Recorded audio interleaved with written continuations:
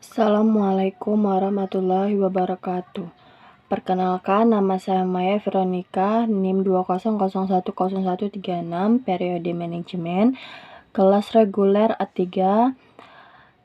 Baiklah, saya akan menjelaskan salah satu materi yang dijelaskan dalam ekonomi pertanian. Baiklah, saya akan menjelaskan materi pertemuan ke-10 tentang peranan kelembagaan dalam pengembangan pertanian. Baiklah, saya akan menjelaskan tentang gotong royong. Gotong royong yang asli di Indonesia sudah mulai dilakukan sejak tahun 2000 sebelum Masehi sampai kira-kira tahun 1800, yaitu pada waktu bangsa-bangsa Eropa mulai datang ke Indonesia. Gotong royong perlu dibedakan dengan tolong-menolong atau bantu-membantu. Tolong-menolong menunjukkan adanya pencapaian tujuan perorangan, sedangkan gotong royong adalah kegiatan bersama untuk mencapai tujuan bersama. Misalnya, memperbaiki jalan, membuat jembatan, memperbaiki saluran irigasi, dan lain sebagainya. Selanjutnya, saya akan menjelaskan sistem dan usaha agribisnis. Sistem dan usaha agribisnis dibangun padu padan dengan sistem inovasi. Berdasarkan paradigma agribisnis. Pertama, walaupun berupa usaha keluarga skala kecil, usaha tani haruslah dipandang sebagai suatu komersial yang otonom, berorientasi pasar, dan bertujuan untuk meraih sisa hasil usaha atau laba sebesar-besarnya. Petani adalah manajer yang bebas dalam mengelola usahanya. Yang kedua yaitu keberadaan dan kinerja usaha-usaha terkait baik dari segmen rantai hulu atau bidang usaha pengadaian serta penyaluran sarana dan prasarana usaha tani, maupun di segmen rantai sisi, bidang usaha jasa fasilitator, misalnya usaha pembiayaan, transportasi, energi, dan komunikasi, serta infrastruktur penunjang seperti irigasi, penyuluhan, dan pasar. Selanjutnya, saya akan menjelaskan tentang model pengembangan. Ada dua rancang bangun atau desain model inovasi, antara lain yang pertama yaitu model introduksi.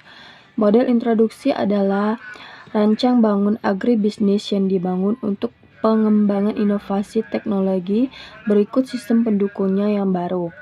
Model introduksi ini dibangun dengan pendekatan cetak biru, blueprint, murni dan inovasi teknologi yang hendak dikembangkan dengan struktur sistem dan usaha agribisnis yang berbeda dengan kondisi di lapangan. Model ini mengakomodasi inovasi teknologi baru yang membuat rancangan model sistem dan usaha agribisnis yang baru pula. Yang selanjutnya yaitu yang kedua, model renovasi. Model renovasi merupakan penyempurnaan dari model sistem dan usaha agribisnis yang ada sehingga mencerminkan suatu revitalisasi inovasi. Prinsip dasarnya yaitu 1. Reinventing system dan usaha agribisnis yang ada melalui reformasi sistem, usaha serta pelayanan publik dan kelembagaan. Nomor 2 yaitu renovasi serta revitalisasi teknologi yang kelembagaan. Dengan demikian, rancangan model inovasi yang dibangun berpijak pada kondisi sistem dan usaha agribisnis yang ada. Yang selanjutnya yaitu makna sematik dan kandungan cita nama program. Makna program rintisan dan akselerasi pemasyarakatan inovasi teknologi pertanian atau disebut dengan Prima Tani dijelaskan sebagai berikut. Yang pertama yaitu program berarti Prima Tani adalah kegiatan terencana dan dilaksanakan secara sistematis untuk mewujudkan tujuan yang telah direncanakan. Yang kedua yaitu rintisan dan akselerasi pemasyarakatan. Berarti terobosan pembuja, pelopor, atau inisiatif penyampaian, serta penerapan inovasi teknologi pertanian kepada dan oleh masyarakat luas. Yang ketiga yaitu inovasi teknologi pertanian adalah teknologi dan kelembagaan agribisnis unggul mutakhir hasil temuan atau ciptaan Badan Litbang Pertanian. Yang selanjutnya yaitu keterkaitan antar komponen. Prima Tani membangun model percontohan sistem dan usaha agribisnis progresif berbasis teknologi inovatif yang memadukan sistem inovasi dan sistem agribisnis. Dalam model ini, Badan Litbang Pertanian tidak lagi hanya berfungsi sebagai produsen teknologi sumber atau dasar, tetapi juga terlibat aktif di dalam memfasilitasi penggandaan, penyaluran, dan penyerapan teknologi inovatif yang dilaksanakan. Baiklah, yang selanjutnya yaitu Koperasi Tani atau disingkat dengan KOTAN. Masa reformasi politik yang ditandai oleh jatuhnya pemerintah era Orde Baru pada awal kuartal kedua tahun 1998 berdampak luas pada semua aspek kehidupan berbangsa dan bernegara. Euforia kebebasan mengemukakan pendapat hampir-hampir tak terhendung, dan bahkan pada sudut pandang tertentu cenderung mengarah pada perilaku anarkis. Pada bidang politik, timbul keinginan untuk lebih bebas menyuarakan pendapat pribadi atau kelompok. Pada tahun-tahun sebelumnya, gemuruh euforia politik merambah pada bidang sosial dan ekonomi, dan dalam bidang ekonomi mulai serta digunakan penting membangkitkan peranan perekonomian rakyat. Dengan demikian, aspek-aspek terkait dengan akses kelembagaan ekonomi bagi rakyat golongan ekonomi lemah dan terkecuali petani kecil marginal menjadi mengemuka. Baiklah, yang selanjutnya yaitu tahap pengembangan dan institusionalisasi. Peranan Badan Litbang Pertanian terutama pada tahap penumbuhan sistem inovasi serta sistem dan usaha agribisnis. Ketika sudah tumbuh dan mampu menjalankan mandiri, maka Badan Litbang Pertanian akan segera menarik diri dan pembinaan selanjutnya diserahkan kepada lembaga berwenang. Atau dengan kata lain, Prima Tani dikembangkan dengan prinsip BOT, yaitu tumbuhan atau disebut dengan build, operasikan atau disebut dengan operat, dan serahkan atau disebut dengan transfer. Dalam hal kegiatan sebagaimana lazimnya pada bisnis jasa konstruksi fisik, bangunan, pabrik, mesin, pada Prima Tani, Badan Litbang Pertanian sama sekali tidak bermaksud melakukan pengembangan sebanyak-banyaknya, melainkan hanya membangun percontohan saja atau merintis pertumbuhan awal. Baiklah, yang selanjutnya yaitu tentang Prima Tani. Badan Penelitian dan Pengembangan atau disebut dengan Litbang Pertanian telah menetapkan program rintisan dan akselerasi pemasyarakatan inovasi teknologi pertanian atau disebut dengan Prima sebagai salah satu program yang mulai dilaksanakan tahun 2005 pada beberapa provinsi terpilih, advokasi dan sosialisasi. Program tersebut terus dilaksanakan untuk mobilisasi dukungan dari pengambil kebijakan atau masyarakat luas agar program ini berjalan lancar, berdaya guna, dan berkelanjutan. Sasaran Prima Tani adalah terbangunnya sistem usaha agribisnis berbasis Pengetahuan dan teknologi inovatif. Sistem dan usaha agribisnis dibangun sedemikian rupa sehingga merupakan suatu kesatuan rantai pasok atau supply chain terpadu yang disebut unit agribisnis industri atau dengan singkatan UAE. UAE merupakan suatu organisasi dari seluruh unit usaha dalam satu rantai pasok vertikal pada suatu kawasan. Ciri utama adalah kesatuan tindak sehingga produk akhir rantai pasok dapat dikelola penuh sesuai dengan preferensi konsumen dari produk-produk akhir yang dipasarkan. Lingkungan atau kebudayaan, ekonomi, politik, dan agama, kekuatan-kekuatan sosial, serta collective action sangat memegang peranan dalam mempengaruhi tingkah laku manusia sebagai individu, anggota suatu grup, atau sebagai anggota masyarakat. Tingkah laku manusia merupakan dampak dari kebudayaan dan tradisi.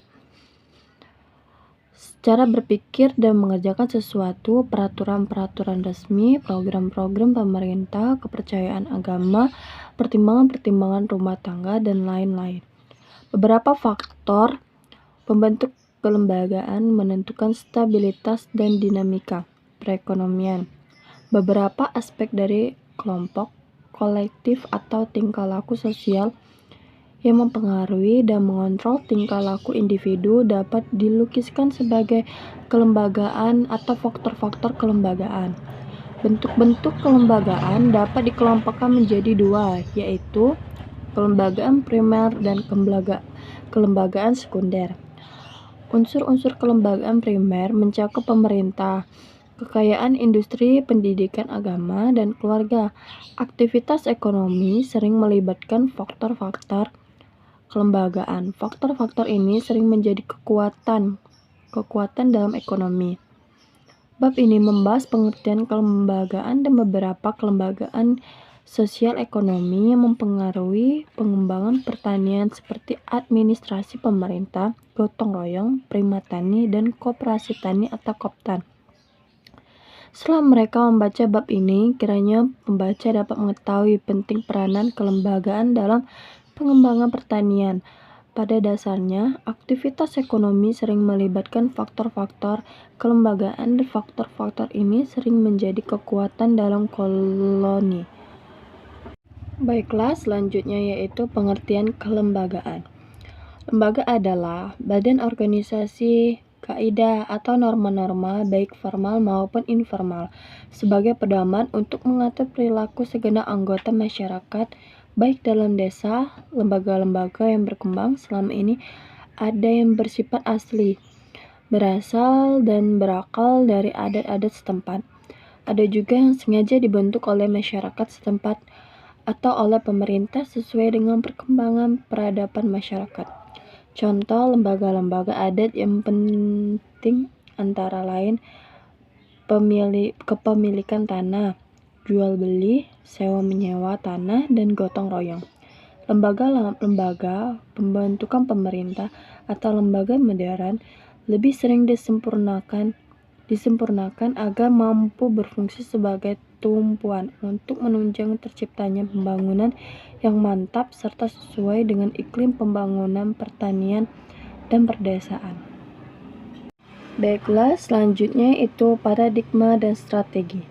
Pada dasarnya, prima tani merupakan pelaksanaan dari paradigma baru Badan Litbang Pertanian. Paradigma lama yang dianut adalah penelitian dan pengembangan atau disebut dengan research and development, dengan fokus melaksanakan penelitian dan pengembangan untuk menemukan atau menciptakan teknologi.